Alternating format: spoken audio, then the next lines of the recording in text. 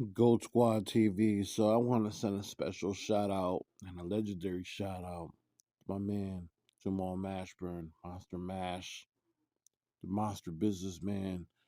But right now, Monster Washburn as the basketball player that I grew up watching, coming from the University of Kentucky. Um, that man had one of the illest crossovers and mid-range crossovers I've ever seen. Back to the basket, his fadeaway was ridiculous. His step back was nuts. This dude, Jamal Washburn, knew how to, in a lot of ways, very similar to Paul Pierce, knew how to use his big shoulders and his space very well. The man was an incredible scorer.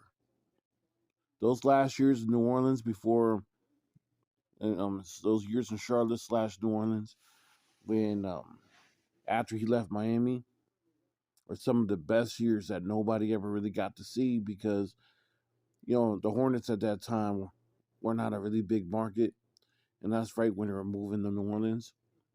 It wasn't the Charlotte Hornets of Larry Johnson, you know, the Lonzo Mourning Charlotte Hornets, and his not so great years were Miami because at him and he kind of clashed with Pat Riley, but you could see it. The dude's game was incredible, and I always loved watching him play. He may not have won a title. He had some his early years in Dallas. He scored 53 points. Scottie Pippen in 1995. Remember that very well. United Center.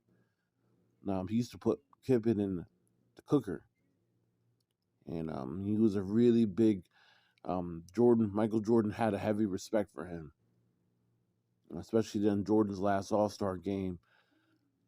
Him and Mashburn had a lot of conversation about Mashburn's game, and I don't think Jamal Mashburn gets a lot of credit.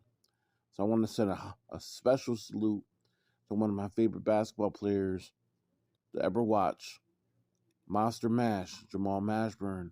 Salute. I still got your rookie card. I got a couple of your rookie cards in my storage unit. Goat Squad TV. Salute Monster Mash, Jamal Mashburn.